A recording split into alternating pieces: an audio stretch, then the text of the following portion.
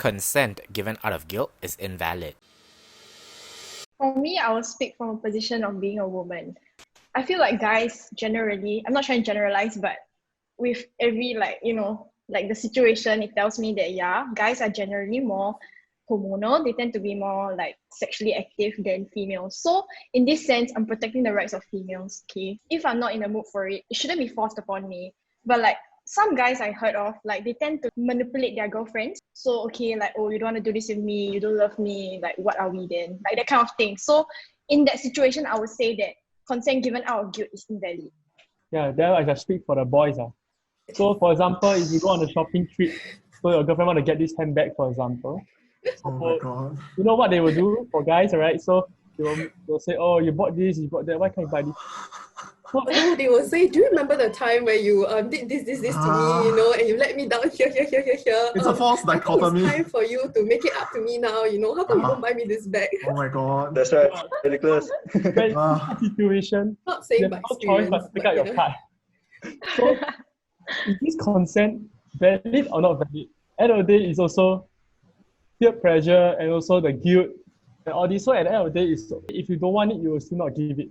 I wanted to say, in theory, it's very easy to say, if it's out of guilt, means that it's not admissionable, it's not applicable, because this is not what the person truly wanted. But I believe that in different situations, there are different nuances where there are times where you might give in to the person because of maybe, if you talk about in a relationship perspective, your girlfriend today, PMS, okay, just give in, I think building on that, on what Lauren said, I think even in the worst case scenarios, where you are actually guilt-tripped into doing something that you really, really regret later on. I think it's precisely because of these like bad decisions and these like heartbreaks that we actually go through that actually also make us learn like not to give in so freaking easily, right? Next time. I really believe it's a learning experience, yeah. And we also place emphasis on that it's not so easy to say no, because there are a lot of factors, like everyone say, like maybe you love the person, feelings, emotions. It's not always just about logic, whether is it right or wrong. You must really ask yourself, is it a real consent? Do you feel like it was genuinely, and not just because like I love the person and I go say, yeah, let's carry on. I believe that regardless of whether it is enthusiastic or not enthusiastic, consent is still consent. Because as the person giving consent, I have the responsibility to think through my decisions. Assuming someone asked me to do something and I'm very excited for it and I'm like, yes, and then after doing it, I regret. I cannot expect my partner to interpret my less enthusiastic response as a no, because I still said yes, and a yes is still a yes. I believe the mood, right, is also basically on whether the decision is favorable to the person himself.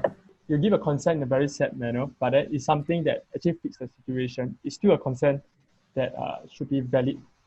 And your mood, whether you are happy or not, it doesn't really matter in this situation. You can sign a contract and you're unhappy about it, but it's already a consent that you have given. I think when you force people to be enthusiastic about consent, what happens is you necessarily really murky the lines of what consent is, right? Because like as what Lauren pointed out, it's often easy to withdraw your consent after the act by claiming that, actually, alamak, at that point in time, I not enthusiastic enough, right? So I technically, I never give consent. So like, because I wasn't enthusiastic about it. Yeah, right. Because it wasn't a hell yes, it was like a okay lah, yes lah. Yeah. So I think what happens in those scenarios is that it's often way easier to give someone who regretted giving their consent later on, right? To actually like turn the tables and like, actually no, I didn't actually really give my consent, right?